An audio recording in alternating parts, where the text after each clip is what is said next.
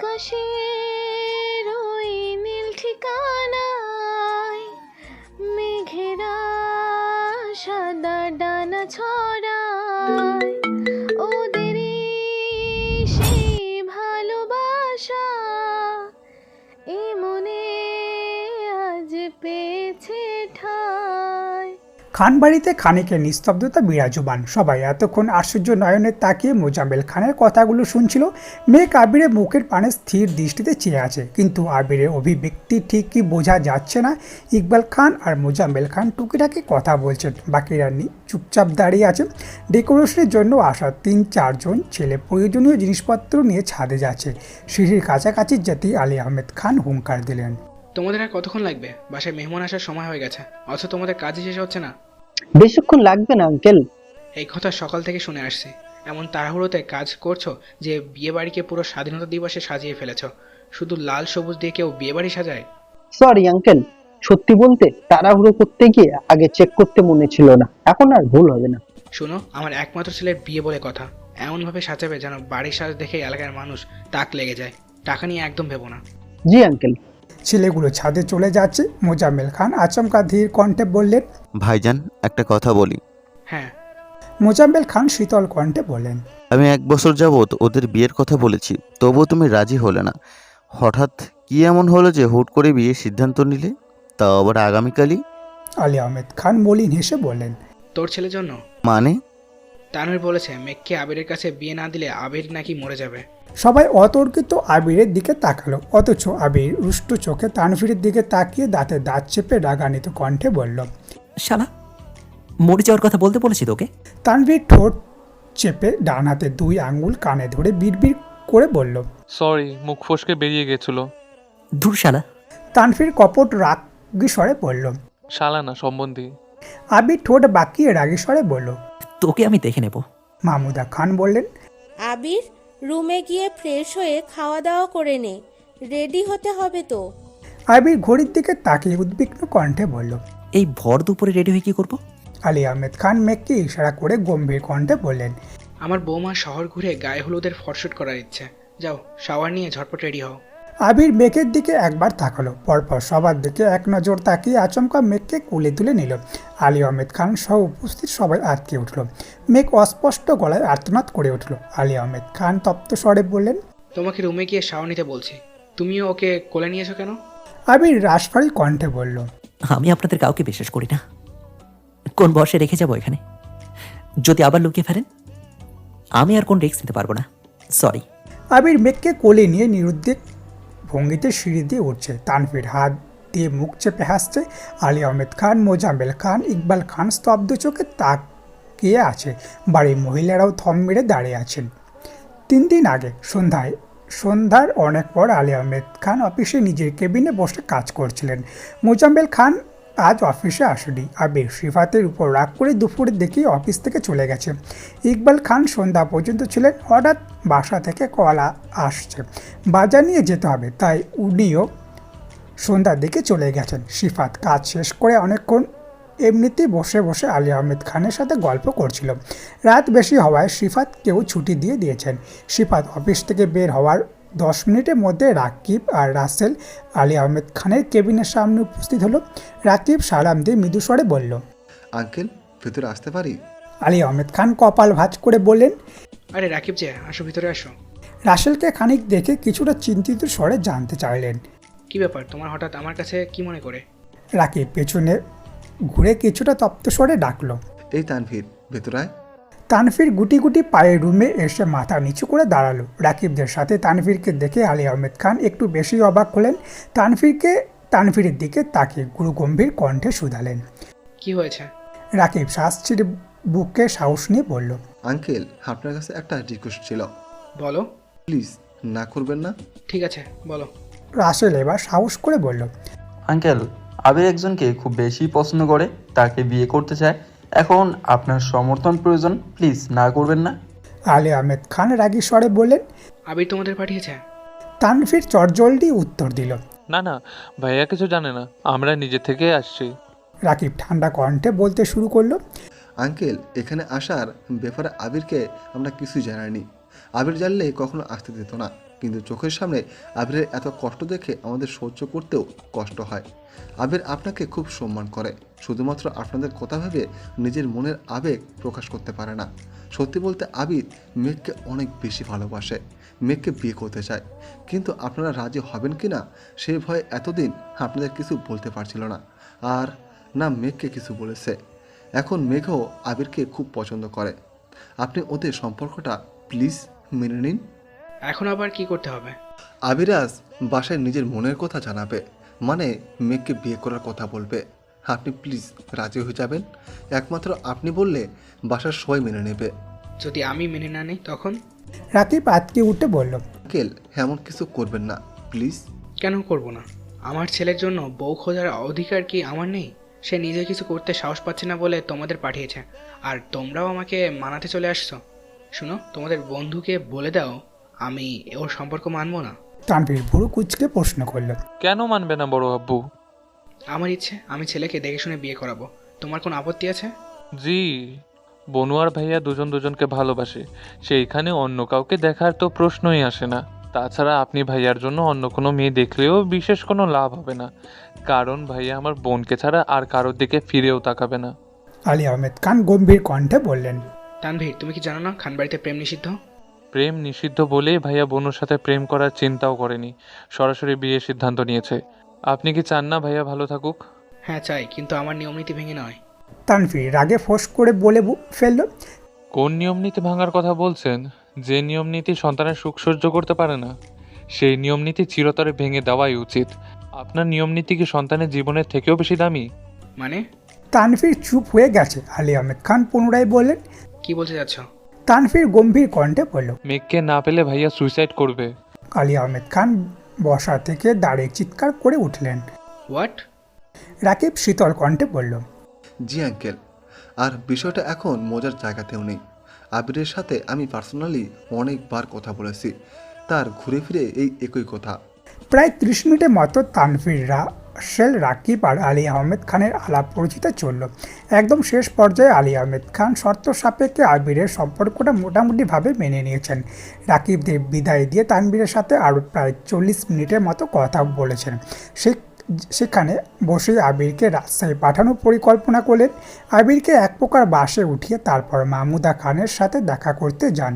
ওনার সাথে আলোচনা শেষ করে আলী আহমেদ খান বাসায় ফিরে সরাসরি মেঘের রুমে যান। মেঘ তখন বিছানায় বসে বসে আবিরের দেওয়া আংটিটা দেখছিল আর আনমনে কত কী ভাবছিল। হঠাৎ আলী আহমেদ খান রুমে ঢুকতেই মেঘ থতমত খেতে হাত পিছনে লুকানোর চেষ্টা করলো, কিন্তু আলী আহমেদ খানের হুঙ্কারের সঙ্গে সঙ্গে হাত সামনে এনে আংটি দেখাতে বাধ্য হলো। আলী আহমেদ খান গুরুভার কণ্ঠে জিজ্ঞাসা করলেন, তুমি আবিরকে ভালোবাসো?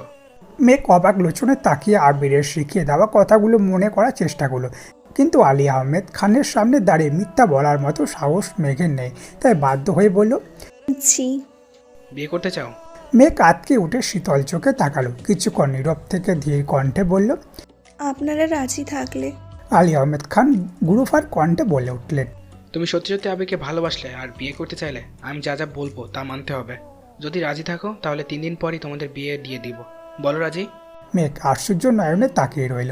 আলী আহমেদ খান পুনরায় বলেন, আবারও বলছি, যদি আবিরকে নিজের করে পেতে চাও তাহলে আমার শর্ত মানতে হবে। আবিরকে চাও কি না? মেঘ কাঁপা কাঁপা গলায় বললেন, চাই। ঠিক আছে, তোমার ফোনটা আগামী 3-4 দিন আমার কাছে জমা থাকবে, আর তুমি কোনোভাবে আবিরের সাথে যোগাযোগ করার চেষ্টা করবে না। আমার সিদ্ধান্ত ছাড়া বাসার বাইরে পাও রাখবে না। মেঘ শক্ত কণ্ঠে জানতে চাইল, এগুলো কেন করতে হবে বড় আব্বু? আলী আহমেদ খান মেঘের মাথায় হাত বুলিয়ে মৃদু স্বরে জিজ্ঞাসা করলেন, তুমি আবিরের বউ হলে সম্পর্কে আমি তোমার কি হব? আলী আহমেদ খানের মুখে এমন প্রশ্ন শুনে মেঘ বিস্ময় সহমে তাকিয়ে রইল। মনের ভেতরে উত্তর থাকা সত্ত্বেও দেওয়ার মতো শক্তি পাচ্ছে না। আলী আহমেদ খান ভারী কণ্ঠে বললেন, শ্বশুর আব্বু হবো তো নাকি? শ্বশুর আব্বু কথাটা শুনি মেঘ লজ্জায় নুয়ে পড়েছে, কান দিয়ে অনবরত উষ্ণ ভাব বের হচ্ছে। আলী আহমেদ খান মুচকি হেসে বললেন, আমার তো মেয়ে নেই, তাই আমার অনেক দিনের ইচ্ছা ছিল আমার ছেলের বউ মানে আবিরের বউ আমাকে আব্বাজান বলে ডাকবে। আজ আমি আমার ছেলের বউকে পেয়েছি, তাই আজ থেকে তুমি আমায় আব্বাজান ডাকবে। এই শ্বাসরুদ্ধকর পরিস্থিতিতে মেঘ কী করবে বুঝতে পারছে না। হঠাৎ কি ভেবে ওড়নাটা মাথায় টেনে দিয়ে তৎক্ষণাৎ পায়ে হাত দিয়ে সালাম করলো। আলী আহমেদ খান সালামি দিতে দিতে বললেন, আব্বাজান বলো একটু শুনি। মেঘের বুকের ভেতর উতাল পাতাল ঢেউ শুরু হয়ে গেছে। ইদানিং আবিরের সামনে এতটা লজ্জা পায় না যতটা লজ্জা বড় আব্বুকে সামনে পাচ্ছে। মেঘ নিজের সাথে ক্ষুদ্র করে বুকে সাহস নিয়ে আস্তে করে বলল, আব্বাজান। মাশাল্লাহ, আলহামদুলিল্লাহ, আমার মনের আশা আজ পূরণ হলো। এখন বলো, তুমি কি তোমার আব্বাজানের জিদ দেখতে চাও না? তোমার আব্বু প্রতিনিয়ত আমার সাথে খোঁচাখুচি করে, অথচ আমি কিছুই বলি না। তুমি যদি আমার কথা মানো তাহলে এবার আমি জিতবো। তুমি কি চাও না আমি জিতি? জি চাই। ঠিক আছে, আমাদের মধ্যকার আলোচনা যেন তোমার আব্বুর কানে না যায়। এখন বলো, তুমি কি আমার শর্তে রাজি আছো? জি, আমি সব শর্তে রাজি, কিন্তু আলী আহমেদ খান জিজ্ঞাসা করলেন। কিন্তু কি কিছু লাগবে? মেঘ মাথা নিচু করে শক্ত কণ্ঠে বলল, আমার শুধু আবির ভাইকেই লাগবে। তোমার আবির ভাইকে তুমি ঠিক পেয়ে যাবে, চিন্তা করো না। সেই দিনের পর থেকে তানভীর আর মেঘ দুজনকে আলী আহমেদ খান যা যা বলেন তাই করে। মেঘকে নিয়ে শপিংয়ে যাওয়া, ফেসিয়াল করতে পার্লারে নিয়ে যাওয়া, এমনকি তানভীর এলাকায় স্পাইগুলোকে পর্যন্ত আবিরে কল ধরতে নিষেধ করে দিয়েছেন। সবই আলী আহমেদ খানের কথাই করেছেন। ওনার কথা না মানলে উনি মেঘ আবিরের বিয়ে মানবে না, এই আতঙ্কে তানভীর সব মেনে নিয়েছে। প্রথম 2 দিন বাসার কেউই কিছু জানতে পারেনি, কিন্তু একদিন সিফাত কাউকেই না জানে বাসায় চলে আসায় কিছুটা এলোমেলো হয়ে গিয়েছিল। সিফাতের চাল চলন খুব একটা সুবিধাজনক মনে হয়নি, তাই আলী আহমেদ খান পরিকল্পনা করে তানভীরকে নিয়ে মেঘকে বাইরে পাঠিয়ে দিয়েছিল। সিফাত বাসা থেকে যাওয়ার পর থেকে বাসার সিফাতকে নিয়ে টুকিটাকি আলোচনা শুরু হচ্ছিল। মেঘের কানে সেসব গেলে মেঘ কষ্ট পাবে, তাই উনি একদিনের মধ্যে সব কিছু রেডি করে বাসার সবাইকে জানিয়ে দিয়েছেন। মোজাম্মেল খান আগে থেকেই রাজি ছিলেন। তাছাড়া মেঘেদের ব্যাপারে ওনার সিদ্ধান্ত তেমন কার্যকর নয়, সেজন্য আলী আহমেদ খান মেঘের কথাই শেষ কথা ছিল। মোনা ভ্রু গুটিয়ে শক্ত কণ্ঠে বলল, আপনার কোনো দোষ নেই, আপনি তো অপাবৃদ্ধ, সব দোষ আমার। আমি কেন এত ভাবি? তুমি দায়িত্বশীল বিনম্র একটা মেয়ে, তুমি ভাববে না তো কে ভাববে বলো? তাছাড়া তুমি সেদিন বনুকে কথাগুলো না বললে বনু আর ভাইয়ার অসাধারণ মোমেন্টগুলো মিস হয়ে যেত, আর সবাইকে বিয়েতে রাজি করানোর জন্য ভাইয়াকে যে কোনো পর্যায়ে যেতে হতো। এখন আলহামদুলিল্লাহ সব কিছু আমি সামলে নিয়েছি, যা ঝড় গিয়েছে সব আমার উপর দিয়ে গিয়েছে। ভাইয়ার খুব বেশি ফাইট করতে হয়নি। আর বনুর কথা কি বলবো, ও গত 3 দিন সারাটাক্ষণ বন্যা আর বন্যাই করে যাচ্ছিল। আজ সকালে আমাকে রীতিমতো থ্রেট দিয়েছে, বিকেলের মধ্যে তোমাকে যেইভাবে হোক বাসায় নিয়ে যেতে হবে। বনু ভাইয়াকে পাওয়ার খুশির থেকেও বেশি কষ্ট লাগছিল তোমাকে ওর মনের কথাগুলো বলতে না পারাতে। বাসায় তো সেইভাবে কথা বলতে পারতাম না, কিন্তু বনুকে নিয়ে বের হলেই তোমার সাথে দেখা করতে পাগল হয়ে যেত। কিন্তু কি করতাম বলো, বড় আব্বু একদম সময় বেঁধে কোনো কাজে পাঠাতেন। তুমি তো জানোই উনি এক কথার মানুষ, কাজে এদিক সেদিক হলেই খবর আছে। বাই এনি চান্স আমার কারণে ভাইয়ার বিয়ে আটকে গেলে আমি সারা জীবনেও নিজেকে মাফ করতে পারতাম না। ভাইয়ার সামনে দাঁড়ানোর যোগ্যতা হারিয়ে ফেলতাম।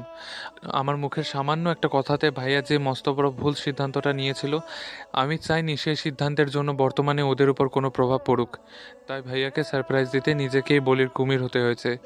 সেই সাথে ভাইয়া সারপ্রাইজের কিছুটা প্রভাব তোমার উপরেও পড়ে গেছে, তার জন্য আমি আন্তরিকভাবে দুঃখিত। এখন কি কানে ধরতে হবে? বন্যা থতমত খেয়ে বলল, না, কানে ধরতে হবে না, আপনি একটু অপেক্ষা করুন, আমি রেডি হয়ে আসছি। আচ্ছা। তানভীর নিচে চলে আসছে। বন্যার বোন চা নাস্তা দিয়ে মেঘের বিয়ের বিষয়ে কথা বলছেন। কিছুক্ষণের মধ্যেই বন্যা নিচে এসে স্বাভাবিক কণ্ঠে বলল, আব্বু আম্মু আসেননি এখনো? না, আমি আব্বুকে আগেই বলে রাখছি, তুই যা, সমস্যা নেই। তানভীর ধীর কণ্ঠে বলল, আমি ভাবলাম রিতকে নিয়ে যাব। রিত যাবে না, বিয়েতে ওর ইন্টারেস্টই কম, ও শুধু ঘুরতে পছন্দ করে। এখন যদি বলা হয় চল সিলেট যাই, 2 মিনিটও লাগবে না, সে ব্যাগ নিয়ে হাজির।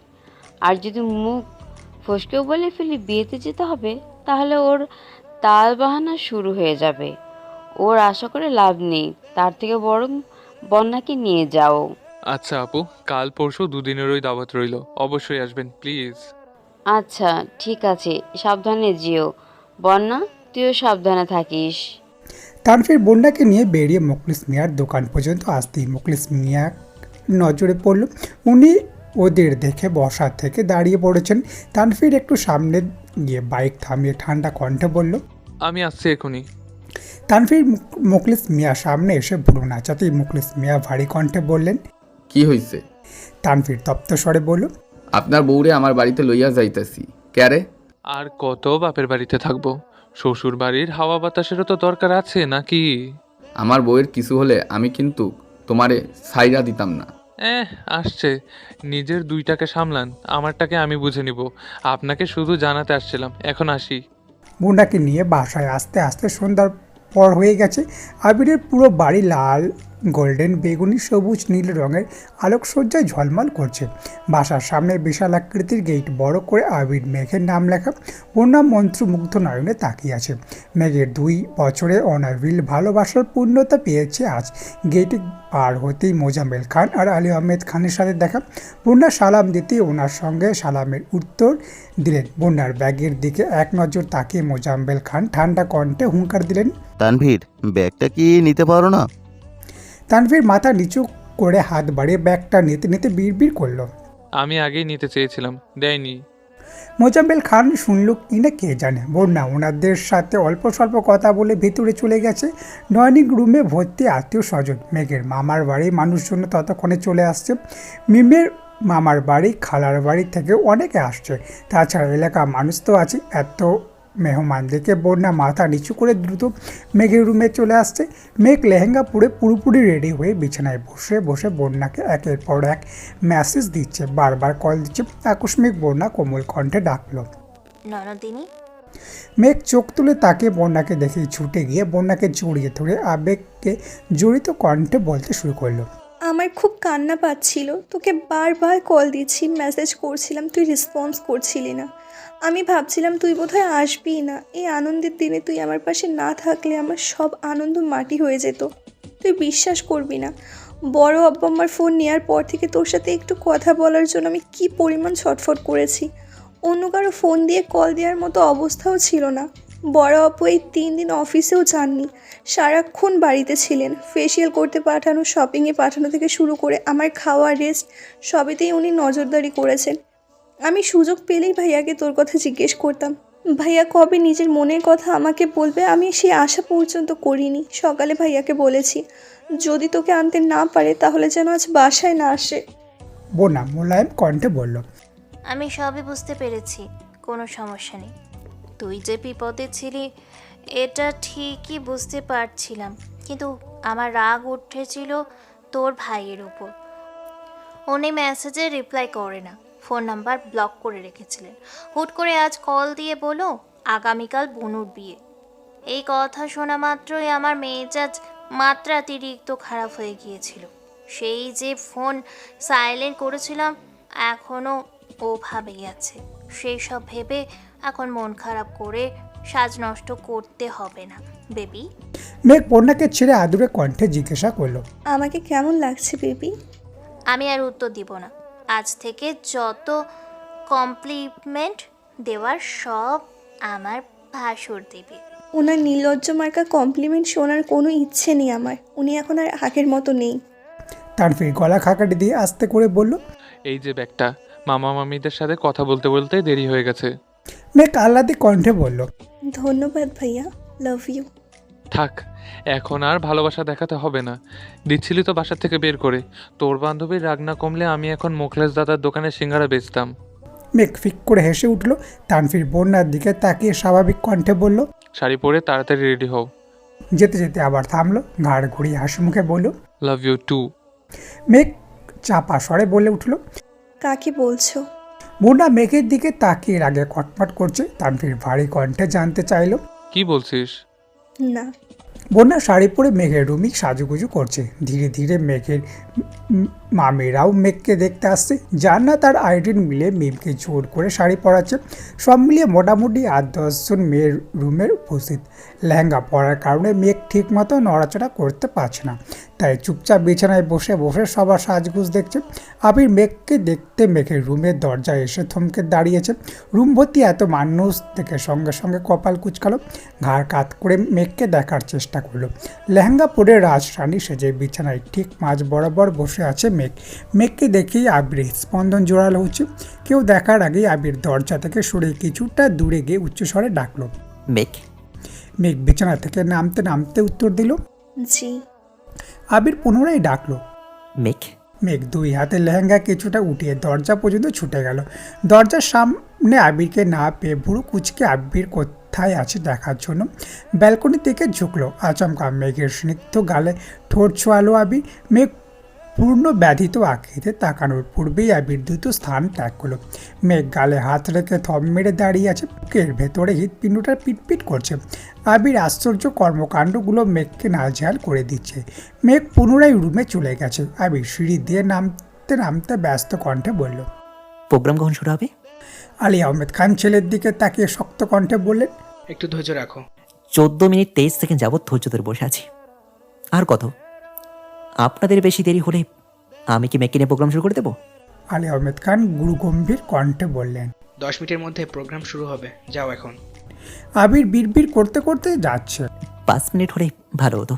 আলী আহমেদ খান আবিরের দিকে কয়েক সেকেন্ড তাকিয়ে থেকে হঠাৎ তপ্ত স্বরে মোজাম্মেল খানকে ডাকলেন।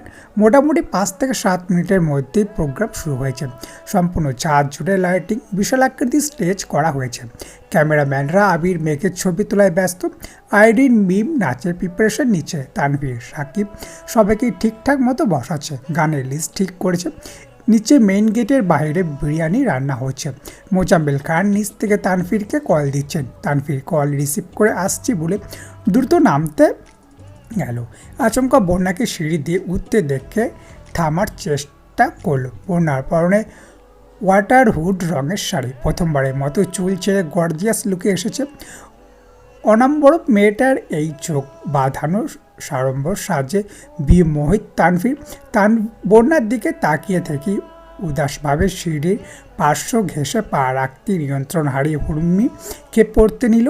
আপাতত ঘটনায় তানভীরকে থামাতে উপায় না পেয়ে বন্যা 2 হাতে তানভীরের বুক বরাবর হাত রেখে আটকানোর চেষ্টা করলো।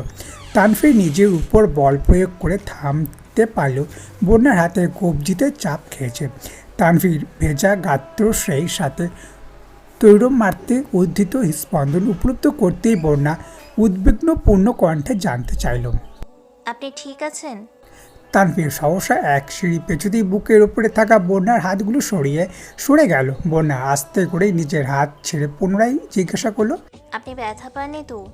তানভীর মুচকি এসে উত্তর না দিয়ে পাশ কাটিয়ে চলে গেছে। বন্যা কর্কশ কণ্ঠে ডাকলো, এই যে ভিলেন। তানভীর আর চোখে তাকিয়ে মুচকি হেসে সংকুন গতিতে বলল, ব্যথা তো পেয়েছি, কিন্তু এই ব্যথা যে... বন্যা ফুরু কুচকানো দেখে তানভীর থমথমে কণ্ঠে বলল, সরি সরি সরি সরি। বলতে বলতে দৌড়ে নিচে চলে যাচ্ছে। তানভীর চলে যেতেই বন্যা শব্দহীন হাসলো। স্টেজে আবির, মেঘ পাশাপাশি বসা। আবির মেঘের দিকে তাকে মৃদু স্বরে ডাকলো, শোন, বলুন। তোকে আজ লাবণ্যময় লাগছে। আমার কি ইচ্ছে করছে জানিস? মেঘ সূক্ষ্ম নেত্রে তাকে বিড়বিড় করলো, না, আমি কিছু জানতে চাই না। আবির মুচকি হেসে বলল, কিন্তু আমি তো জানাতে চাই। মেঘ আর চোখে তাকাতেই আবির ভুরু নাচালো। বরাবরের ন্যায় আজও আবিরের হাসিতে ঘায়েল হলো মেঘ। মুগ্ধ চোখে আবিরকে দেখছে। গত 2 বছর যার চিন্তায় দিন রাত ভুলে থাকতো, সেই মানুষটার সাথে তার বিয়ে হতে যাচ্ছে। হৃদয়ে অদৃশ্য হাওয়ায় তোলপাড় চালাচ্ছে। রাকিব গলা খাকারি দিতে মেঘ দৃষ্টি সরালো, সাথে আবিরও। রাকিব অনেকক্ষণ আগে আসলেও আবিরের সামনে আসার সাহস পাচ্ছিল না এতক্ষণ। এখন সবার উপস্থিতিতে বুকে সাহস নিয়ে সামনে আসছে। আবির কানে কানে ফিস ফিস করে কিছু বলে আবারও সরে গেছে। এদিকে আইরিন, মিম আর আরিফের অনবদ্য নাচ দেখে সবার চোখে কপালে উঠে গেছে। তানভীর কিছুক্ষণের মধ্যেই উপরে আসছে। বন্যা কিছুটা পেছনের দিকে চেয়ারে বসে বসে মেঘ আর আবিরের ছবি তুলছিল। আশেপাশে তেমন কেউ নেই। তানভীর আকস্মিক কানের কাছে ফিস ফিস করে বলল, একটু সাইডে আসা যাবে? বন্যা আটকে উঠে ঘাড় ঘোরালো। তানভীরকে দেখেই আতঙ্কিত কণ্ঠে বলল, আপনি? সাইডে আসো। কেন? আরে আসো তো। বন্যা তানভীরকে ফলো করে ছাদের এক পাশে গেল। তানভীর শান্ত গলায় বলল, শাড়ির সাথে ফাঁকা হাত মানাচ্ছে না। বন্যা আস্তে করে বলল, চুরি পরতে খুব একটা ভালো লাগে না। তানভীর মৃদু হেসে পকেট থেকে 2টা গজরা বের করে তপ্ত স্বরে বলল, এখন আশা করি এইটা বলবে না যে গাজরা পরতেও ভালো লাগে না। তেমন না। তোমার যদি আপত্তি না থাকে, আমি কি তোমার হাতে এইগুলো পরিয়ে দিতে পারি? আমাকে পড়াতে হবে না। মেঘ না পড়লে ওর হাতে পরিয়ে দেন, তাহলে ছবি সুন্দর আসবে। তোমার কি মনে হয় ভাইয়া থাকতে বনুকে আমার পরিয়ে দিতে হবে? বনু ছাদে আসার পরপরই ভাইয়া নিজের দায়িত্ব পালন করে ফেলেছে। তাহলে মিম বা অন্য কাউকে দিয়ে দেন। আমার ফাঁকা হাতই ভালো লাগে। কিন্তু আমার ভালো লাগে না। মানে? তুমি সবার হাতের দিকে তাকিয়ে দেখেছো একবার? প্রত্যেকের হাতে চুড়িও আছে, গাজরাও আছে, আর তোমার হাতে কিছুই নেই। আমি এতগুলো গাজরা এনেছি, এনে রাখতে পারিনি যে যে যার মতো নিয়ে গেছে। অনেক কষ্টে তোমার জন্য দুটো রেখেছি। এখন কথা না বলে হাত দাও। বোনা ধীর কণ্ঠে বলল। আমাকে দিন, আমি পরে নিব। আমি পরিয়ে দিলে কোনো সমস্যা হবে নাকি এখনও আমার উপর রেগে আছো? তেমন না। তাহলে কেমন? তানভীর গম্ভীর মুখ করে দাঁড়িয়ে আছে। বোনা ভুরু কুচকে সূক্ষ্ম নেত্রে তাকিয়ে কিছু না বলেই হাত বাড়ালো। কারোর সাথে কথা তর্কে জড়ানোর থেকে আগেভাগে কেটে পড়াই ভালো। গজরা পরিয়ে দেওয়া মাত্রই বোনা স্থান ত্যাগ করে পুনরায় স্টেজের কাছে আসছে। মেঘ বোনাকে দেখেই হাত ইশারা করল। মিনাজ, তামিম, মিষ্টি আর সাদিয়া কিছুক্ষণ আগে আসছে। এসি মেঘ আর আবিরের সাথে ছবি তুলে ফেলেছে, কিন্তু বন্যা লজ্জায় যেতে চাইছিল না। বোনা স্টেজে উঠতেই আবির ব্যস্ত কণ্ঠে তানভীরকে ডাকলো। আম্মুরা বা মামি খালাদের নজরে এড়াতেই তানভীর স্টেজে উঠতেই কানে কানে ফিস ফিস করে কিছু বলল, যেন সবাই মনে করে গুরুত্বপূর্ণ কথা বলতে ডেকেছে। তানভীর নামতে নিলে আবির কিছুটা উচ্চ স্বরে বলল, কি রে, কোথায় আছিস? ছবি তুলবি না? দাঁড়া। পাশ থেকে রাকিব, রাসেল আর সাকিব সিরিয়াস ভঙ্গিতে বলল, একমাত্র বোনের বিয়ে, অথচ বোনের সাথে তানভীরের এখনও কোনো ছবি নেই। তাড়াতাড়ি দাঁড়া, তোদের ছবি তুলে দেই। তানভীর হাত দিয়ে মুখের ঘাম মোছার নাম করে ঠোঁটের হাসি আড়াল করে বোর্ডের পাশাপাশি দাঁড়ালো। 3-4 ক্যামেরাম্যান ঝটপট কতগুলো ছবি তুলে ফেললো। সবার মন মতো ছবি তোলা শেষে ছেলে মেয়ে সবাই একসঙ্গে স্টেজে উঠেছে। প্রায় 15-20 জন ছেলে ওয়েটার ওয়াইল্ড রঙের পাঞ্জাবি পরেছে, সাথে 20-22 জন মেয়ের পরনে ওয়াটারউড রঙের শাড়ি। যেই মিম আজ পর্যন্ত কোনোদিন শাড়ি পরেনি, সেই মিমও আজ শাড়ি পরেছে। অল্প বয়স্ক মেয়েদের মধ্যে একমাত্র মালা ব্যতীত সবাই শাড়ি পরেছে। মালাকে জোর করে শাড়ি পরানো যায়নি। গ্রুপ ছবি তোলার এক পর্যায়ে গুরুজনরা চলে যেতে শুরু করেছেন। ছাদে মোটামুটি ফাঁকা হতে কাপাল ডান্স শুরু হয়েছে, যার সূচনা ছিল রাকিব আর রিয়া আর আসিফ জান্নাত। গুরুজনদের সামনে ওরা এতক্ষণ ভদ্র থাকলেও এখন সব ভুলে নাচতে শুরু করেছে। টানা 3টা গান নাচ শেষে আবির মেঘকে টেনে এনেছে।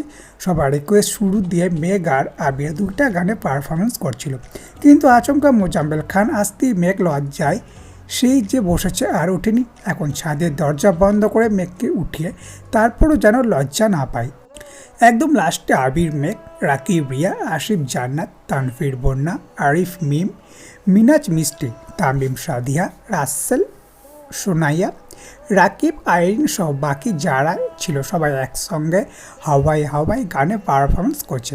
আইরিন ভালো ড্যান্স পারে, শুধুমাত্র সেই কারণে সাকিব আইরিনের সাথে ড্যান্স করতে রাজি হয়েছে, কিন্তু শুরুতেই করুণ কণ্ঠে বলে নিয়েছে, আমার গ্রামে একটা নিরীহ গার্লফ্রেন্ড আছে, ও রেগে গেলে একটু বলে দিও, আমার কোনো দোষ নেই। সাকিবের এমন কথা শুনে আইরিনের আগে কটমট করে বলেছে, আমার সাথে ডান্স করতে বলেছে কে আপনাকে? আমি আপনার কাজিনের সাথে ডান্স করেন। সাকিব সহসা বলল, মালা করবে ড্যান্স, আর মানুষ পেল না। এই মেয়ে আসছেই শুধু দেখতে আর নিজে জ্বলতে। আমি বারবার বলেছি নিজের কষ্ট বাড়াতে শুধু শুধু যাস না। কে শুনে কার কথা? মন ভরে দেখতে আসছে, দেখুক।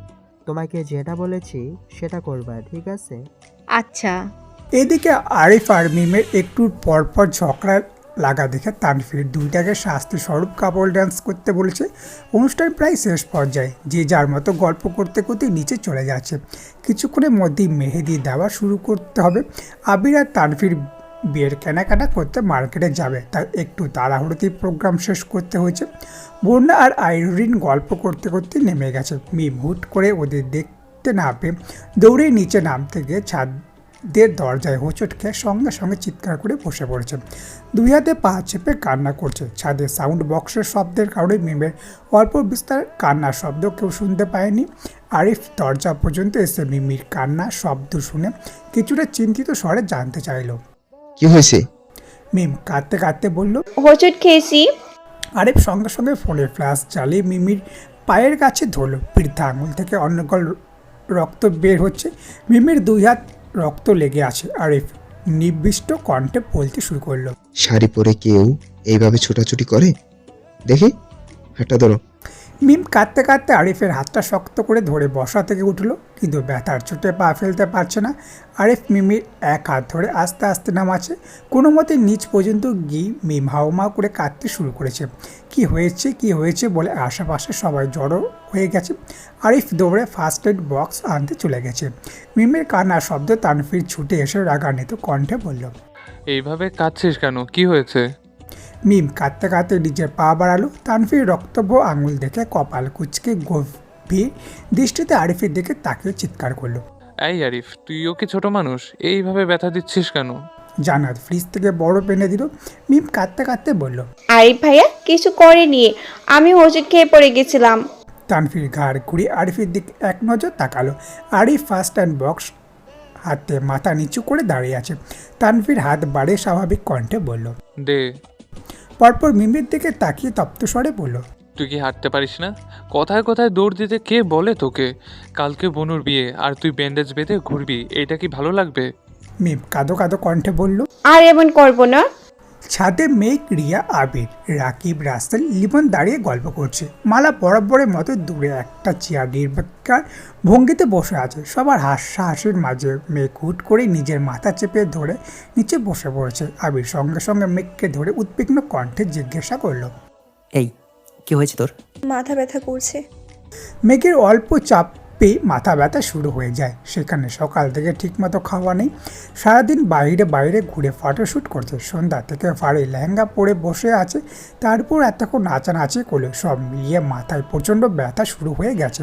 আবির মেঘকে নিয়ে রুমে চলে গেছে। মেঘের দিকে তাকিয়ে ঠান্ডা কণ্ঠে বলল, তুই ফ্রেশ আয়, আমি খাবার নিয়ে আসি।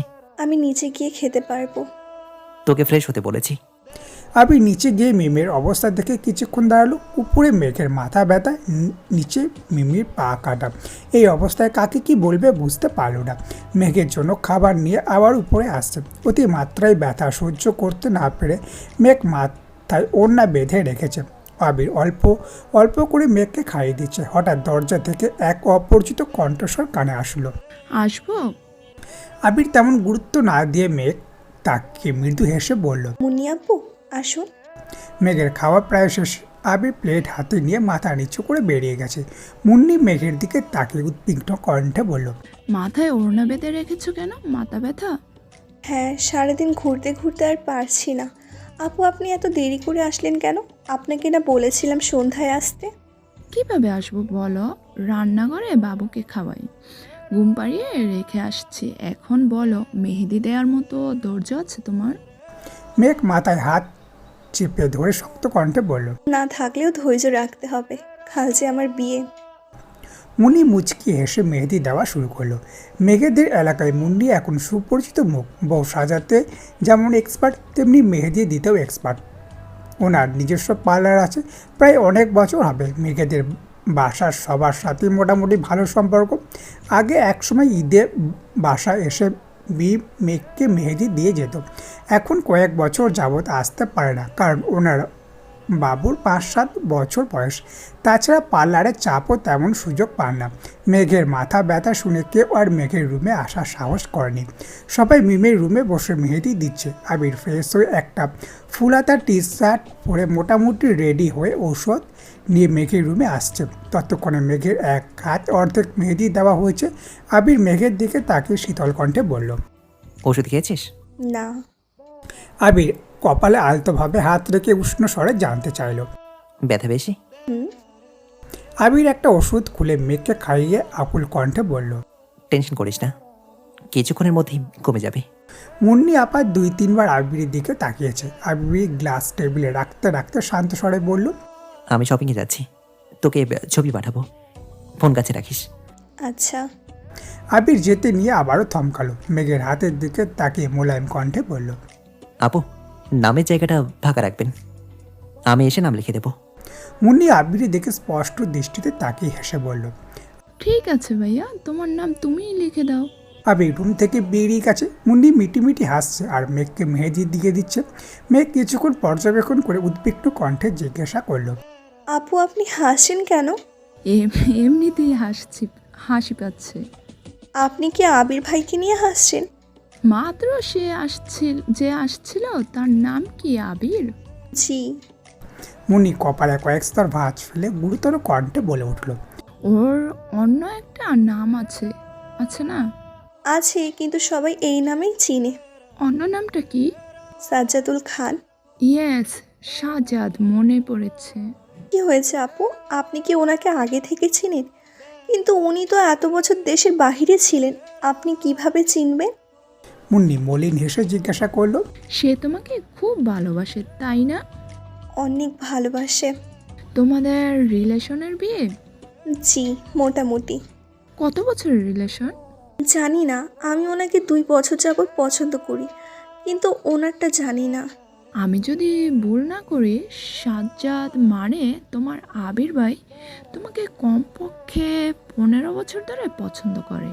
আর সেটা শুধু পছন্দ না, যাকে বলে পাগলের মতো ভালোবাসা। মেঘ নির্বিকার চোখে তাকিয়ে জিজ্ঞাসা করলো, আপনি কিভাবে জানেন? একটা গল্প শুনবে? জি। আজ থেকে প্রায় 15 থেকে 16 বছর আগের কথা। তখন আমার নতুন বিয়ে হয়েছে, বছরখানেক হবে হয়তো। আমি আগে থেকেই পার্লারের কাজ টুকটাক জানতাম, তাই আমার হাজব্যান্ড বাসাতেই পার্লার খুলে দিয়েছিল। তখনও আমাকে তেমন কেউ চিনতো না।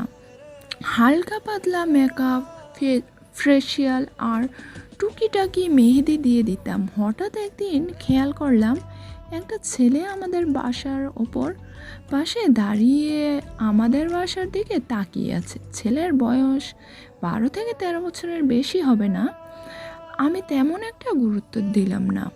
টানা 5 থেকে 7 দিন খেয়াল করে দেখলাম ছেলেটা প্রতিদিন প্রায় ঘন্টা 2 বাসার অপর পাশে দাঁড়িয়ে থাকে। সপ্তাহখানেক পর আমি একদিন আমার শাশুড়িকে ছেলেটার ব্যাপারে জিজ্ঞেস করলাম। তখন আমার শাশুড়ি বললেন, ওই ছেলেটা আমার সাথে দেখা করার জন্য প্রতিদিন ঘন্টার পর ঘন্টা দাঁড়িয়ে থাকে। যেহেতু আমি তখন নতুন বউ, তাই আমার শাশুড়ি কোনোভাবেই ছেলেকে আমার সাথে দেখা করতে দিতেন না। আর ছেলেও এত ভদ্র যে আমার শাশুড়ি না করার পর কোনো দিন দ্বিতীয়বার কিছু বলতো না।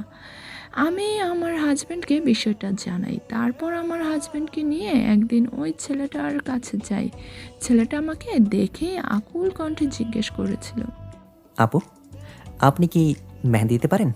আমি তার কথা শুনে কিছুটা বিরক্ত হয়েছিলাম। একটা ছেলে 1 সপ্তাহ ধরে দাঁড়িয়ে থাকার পর জিজ্ঞেস করছে আমি মেহেদি দিতে পারি কি না। তারপরও আমি ঠান্ডা কণ্ঠে উত্তর দিলাম, মোটামুটি পারি। কেন?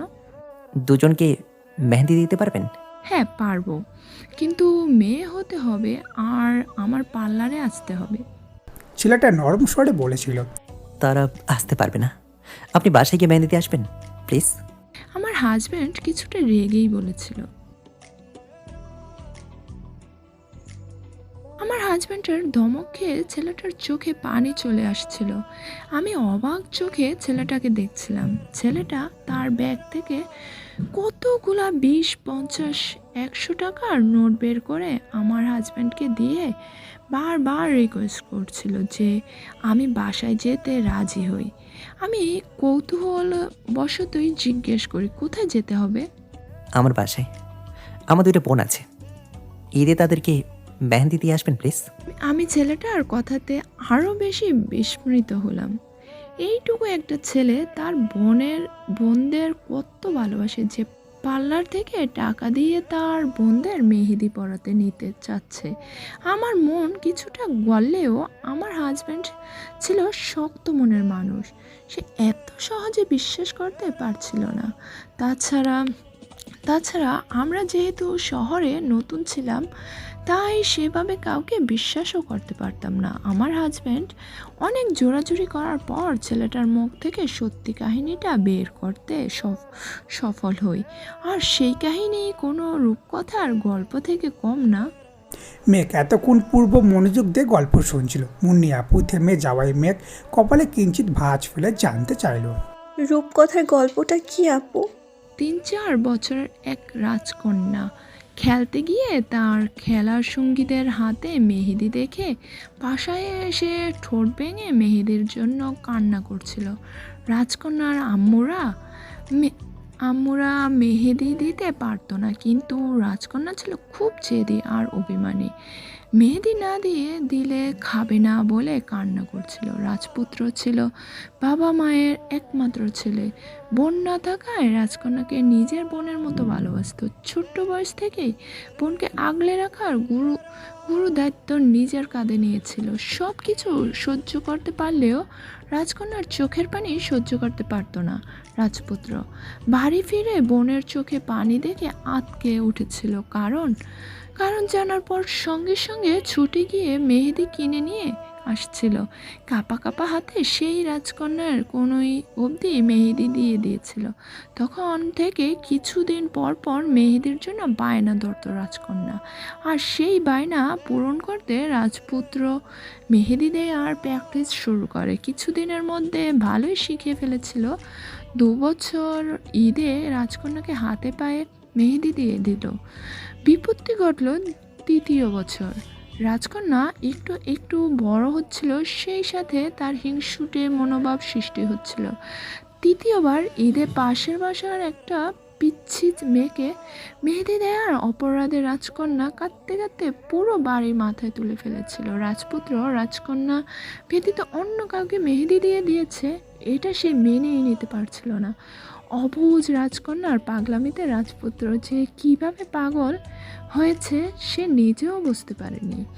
হঠাৎ রাজপুত্র গুরুতর অসুস্থ হয়ে গেল। তখন রাজকন্যার আবেগ জড়ানো কান্না আর নিষ্পাপ হৃদয়ের প্রতীক্ষায় রাজপুত্র নিজের কল্পনায় অন্য এক জগৎ তৈরি করল, যেই জগতে রাজকন্যাকে বোন নয় বরং প্রিয়তমার আসনে বসালো। রাজকন্যার প্রতি মনোভাব বদলাতে শুরু করলো, সেই সাথে বাড়তে লাগলো আতঙ্ক।